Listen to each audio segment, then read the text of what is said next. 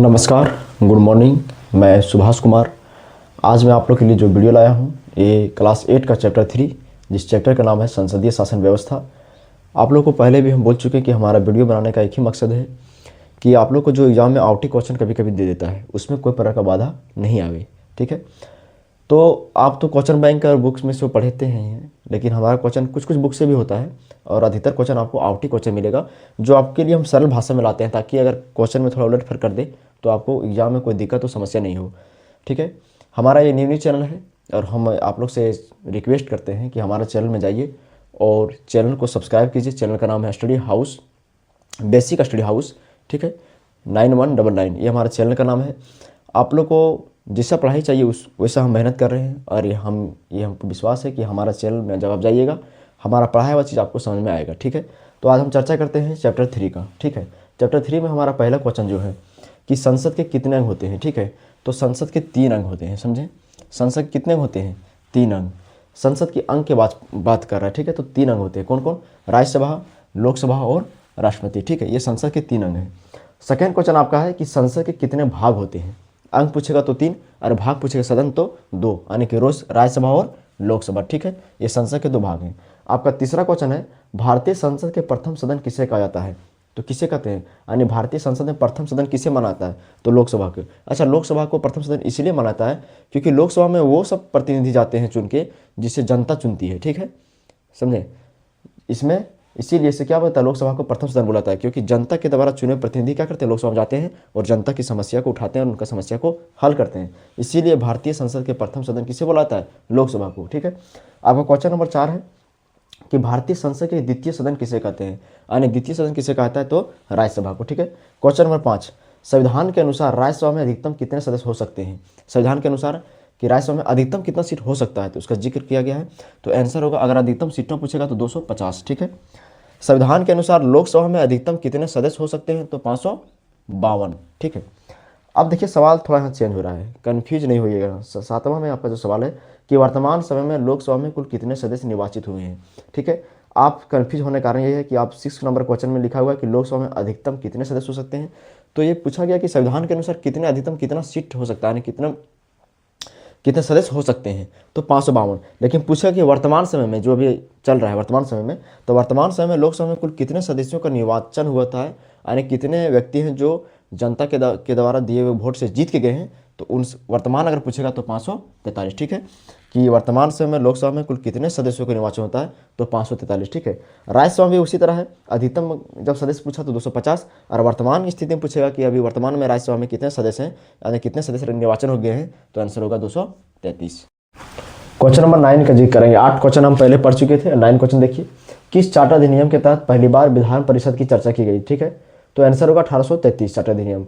ये चार्टर अधिनियम जिसमें अंग्रेजों का शासन था भारत में, उसमें बन के आता था। ठीक है, तो पहली बार चार्टर अधिनियम मैंने किस चार्टर अधिनियम के तहत विधान परिषद का जो चर्चा किया गया था, तो आंसर होगा 1833। ठीक है, क्वेश्चन नंबर 10 में आपका है कि राष्ट्रपति के द्वारा किस समुदाय के 2 सदस्यों का मनोनयन किया जाता है। ठीक है, और ये मनोनयन लोकसभा में किया था, ये आपको याद रखना है। तो राष्ट्रपति के द्वारा जो 2 सदस्यों को लोकसभा में जो मनोनयन किया जाता है वो एंग्लो इंडियन कहते हैं, उसे क्या बोलते हैं? Anglo Indian. अब एक सवाल है कि एंग्लो इंडियन कौन थे, तो वैसे समुदाय के लोग जब ब्रिटिश के अंग्रेज लोग यानी ब्रिटिश लोग जब भारत में शासन करने के लिए आए थे, तो कुछ ब्रिटिश से थे जो भारतीय महिलाओं से शादी किए थे। ठीक है, और जो उनसे जो उनका वंश का पैदा हुआ था उसी को क्या बोला गया? एंग्लो इंडियन बोला गया। ठीक है, अब क्वेश्चन नंबर 11, लोकसभा में अनुसूचित जाति के लिए आरक्षित सीटों की संख्या। ठीक है, यानी लोकसभा में अनुसूचित जाति के लिए आरक्षित, यानी कि लोकसभा में जो अनुसूचित जाति के लिए रिजर्वेशन सीट है, यानी कि रिजर्वेशन सीट मतलब कि यहाँ से जनरल और ओबीसी के लोग चुनाव नहीं लड़ सकते हैं। जब भी उस सीट से लड़ेंगे तो अनुसूचित जाति के लोग ही लड़ेंगे। ठीक है, इससे सवाल दिया गया है कि लोकसभा में अनुसूचित जाति के लिए आरक्षित सीटों की संख्या कितनी है, तो होगा 84। ठीक है, अब क्वेश्चन नंबर 12 में कि लोकसभा में अनुसूचित जनजाति के लिए आरक्षित सीटों की संख्या कितना है, तो 47। हम थोड़ा एक चीज और जिक्र कर दे रहे हैं कि लोकसभा में जो अनुसूचित जाति पूछे या लोकसभा में अनुसूचित जनजाति पूछे। ठीक है, तो थोड़ा एक याद रखना है, कभी कभी क्वेश्चन दोनों पूछता है, कभी कभी एक ही पूछ सकता है एग्जाम में। तो लोकसभा में अगर पूछेगा अनुसूचित जाति क्या, तो 84 होगा, और लोकसभा में अनुसूचित जनजाति के लिए आरक्षित सीटों की संख्या पूछेगा तो 47 होगा। तो हम आपको थोड़ा बता देते हैं कि ये 84 47 का जो जिक्र किया गया है अनुसूचित जाति जनजाति के लिए, तो कभी कभी मन में एग्जाम में पूछ भी सकता है कि किस अनुच्छेद के तहत किया गया है। तो उसका आंसर होगा 330। ठीक है, कि 330 के अनुच्छेद के तहत लोकसभा में अनुसूचित जाति और अनुसूचित जनजाति का सीटों का मैंने रिजर्वेशन सीटों की बात कही गई है। ठीक है, अब क्वेश्चन नंबर 13, वित्त विधेयक संसद के किस सदन में पेश किया जाता है? तो वित्त विधेयक यानी पैसे के मामले को लेकर, तो जब भी इस पर सवाल पूछेगा कि वित्त विधेयक संसद के किस सदन में पेश किया जाता है, तो लोकसभा में। ठीक है, क्वेश्चन नंबर 14, लोकसभा के संयुक्त अधिवेशन की अध्यक्षता, लोकसभा के संयुक्त अधिवेशन की अध्यक्षता कौन करता है? तो लोकसभा अध्यक्ष। ठीक है, संयुक्त अधिवेशन क्या होता है? जब लोकसभा और राज्यसभा दोनों सदन एक ही साथ बैठ के जब चर्चा करते हैं किसी मुद्दे पर, उसको संयुक्त अधिवेशन बुलाता है। ठीक है, तो इसका बैठक जो होता है, एक चीज़ और इम्पोर्टेंट क्वेश्चन है, अगर मान लीजिए तो एग्जाम में ये पूछेगा नहीं, थोड़ा हार्ड क्वेश्चन है, लेकिन को बोल दे, अगर आप पढ़ रहे हैं और कोई पूछ दे कि संयुक्त अधिवेशन की बैठक कहाँ होता है, तो उसमें याद रखेगा कि सेंट्रल हॉल में होता है। ठीक है, कि संसद के संयुक्त अधिवेशन की अगर पूछे बैठक कहाँ होता है, तो सेंट्रल हॉल में। लेकिन अगर क्वेश्चन आपका पूछेगा कि संसद के संयुक्त अधिवेशन की अध्यक्षता कौन करता है, तो लोकसभा अध्यक्ष करते हैं। ठीक है, क्वेश्चन नंबर 15, भारत में प्रथम लोकसभा का चुनाव कब हुआ था? तो 1951-52। ठीक है, तो डेट पूछेगा तो 25 फरवरी 1951 से 21 फरवरी 1952 तक पहली लोकसभा चुनाव में लग गया था, क्योंकि उसमें सिस्टम नहीं था चुनाव कराने का, तरीका किसी पता नहीं था, थोड़ा टाइम लगा था। इसलिए जब पूछा जाएगा कि भारत में प्रथम लोकसभा का चुनाव कब हुआ था, तो 1951 और 52। क्वेश्चन नंबर 16, झारखंड में कुल कितने लोकसभा सीट है? ठीक है, तो झारखंड में अगर कुल लोकसभा की सीटों की बात किया जाएगा तो 14 है। ठीक है, अगर पूछ देगा कि विधानसभा सीट कितने झारखंड में, कभी कभी सवाल पूछता है, उसमें याद रखिएगा कि 81। ठीक है, लोकसभा पूछेगा तो 14 और विधानसभा पूछेगा तो 81। अब क्वेश्चन नंबर 17, राज्यसभा में कितने लोगों को राष्ट्रपति मनोनीत करता है? ठीक है, हम लोगों ने पढ़े थे कि लोकसभा में कितने लोगों को मनोनीत करता है, तो 2 था, जो एंग्लो इंडियन था, उसके बारे में बताए थे। यह सवाल है कि राज्यसभा में कितने लोगों को राष्ट्रपति मनोनीत करता है, तो 12 लोगों को। ठीक है, इस चीज़ को भी याद रखना है। क्वेश्चन नंबर 18, कि लोकसभा में किसी एक पार्टी को बहुमत साबित करने के लिए कितने सीटों पर निर्वाचित होना पड़ता है? तो किसी पार्टी अगर चाहेगी कि हमको बहुमत साबित करना अकेला, तो कम से कम लोकसभा से 272 सीट लाना पड़ेगा। ठीक है, तब वो अपना बहुमत को साबित कर पाएगी। अगर कोई भी पार्टी मान लीजिए कि बहुमत का जो आंकड़ा है 272 का आंकड़ा, यानी 272 सीटों का वो नहीं पार कर सकी, तो कभी कभी क्या होता है कि 2 पार्टी मिलकर इस आंकड़ों को पार करती है, जिसे हम गठबंधन सरकार बोलते हैं। ठीक है, तो अगर सवाल आ जाए कि गठबंधन सरकार क्या है, तब जब कोई एक पार्टी अकेला अपने दम पर बहुमत साबित नहीं कर पाती, यानी 272 सीट नहीं ला पाती है, तो दूसरे पार्टी के साथ क्या करती है, संगठन बना लेती है, यानी मिल जाती है, उसके बाद बहुमत का आंकड़ा पार करती है। इसे क्या बोलते हैं? गठबंधन सरकार। ठीक है, लेकिन अगर पूछेगा कि लोकसभा में किसी एक पार्टी को बहुमत साबित करने के लिए कितनों सीटों पर निर्वाचित होना पड़ता है, तो 272। ठीक है, क्वेश्चन नंबर 19, कार्यपालिका का चुनाव कौन सा सदन करता है? ठीक है, यानी कार्यपालिका का जो चुनाव होगा वो कौन सा सदन करता है? तो लोकसभा। ठीक है, हमारे संसद के 2 सदन है, लोकसभा और राज्यसभा, लेकिन अगर सवाल पूछे कि कार्यपालिका का चुनाव कौन सा सदन करता है, तो answer Lok Sabha. Question number 20, Lok Sabha में सत्ताधारी दल का मुखिया कौन होता है? ठीक है, कि लोकसभा में जो सत्ताधारी यानी कि सत्ता पक्ष वाले का मुखिया कौन होता है, तो आंसर क्या होगा? प्रधानमंत्री। ठीक, विधायिका का कार्य क्या होता है, यानी जो हम लोग विधायिका के बारे में देखते हैं उसके बारे में कि विधायिका का कार्य क्या होता है। ठीक है, तो उसका कार्य होता है कानून बनाना। ठीक है, फिर है कि कार्यपालिका का कार्य क्या होता है? कानून को लागू करना।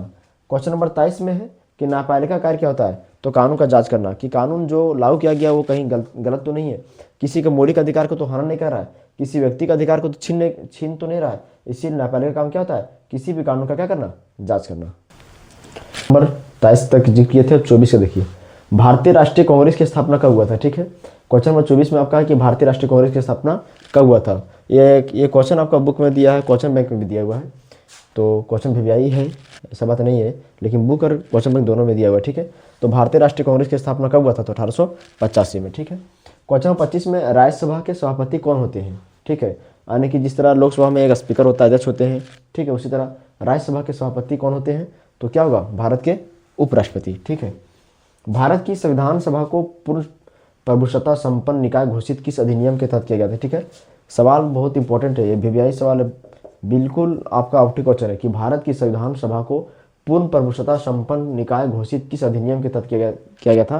तो आंसर होगा 1947 के स्वतंत्रता अधिनियम के तहत। ठीक है, क्वेश्चन नंबर 27, भारत के किसी भी क्षेत्र का नाम बदलने का अधिकार किसका होता है? आंसर होगा संसद।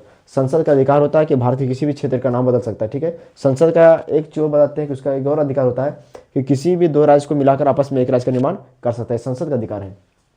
क्वेश्चन नंबर 28, राष्ट्रीय कांग्रेस की स्थापना किसके द्वारा की गई थी? हम इसके क्वेश्चन नंबर 24 में जिक्र किए थे, कब हुआ था कांग्रेस की स्थापना? तो 1885 में। अब यहाँ क्वेश्चन 28 में है कि राष्ट्रीय कांग्रेस की स्थापना किसके द्वारा की गई थी? तो ये वो ये व्यक्ति थे जिन्होंने राष्ट्रीय कांग्रेस की स्थापना किए थे। ठीक है। क्वेश्चन नंबर 29, किस अधिनियम के तहत भारतीय विधान परिषद के स्थान पर द्विसदनीय विधानमंडल बनाया गया? ठीक है। तो आंसर होगा 1919 के भारत सुधार अधिनियम के तहत। ठीक है। एक इसके पीछे हम लोग जो क्वेश्चन थोड़ा रिवाइज किए थे उसमें एक क्वेश्चन ये भी था कि किस चार्टर एक्ट के तहत विधान परिषद का जिक्र किया गया था? ठीक है, तो 1833। लेकिन यहाँ पे जो क्वेश्चन है वो थोड़ा अलग है कि किस अधिनियम के तहत भारतीय विधान परिषद के स्थान पर द्विसदनीय विधानमंडल बनाया गया? तो 1919 के भारतीय सुधार अधिनियम के तहत। क्वेश्चन नंबर 30, और ये आज का अंतिम क्वेश्चन है, आपका चैप्टर का अंतिम क्वेश्चन है कि भारत की राजनीतिक व्यवस्था को क्या कहा जाता है?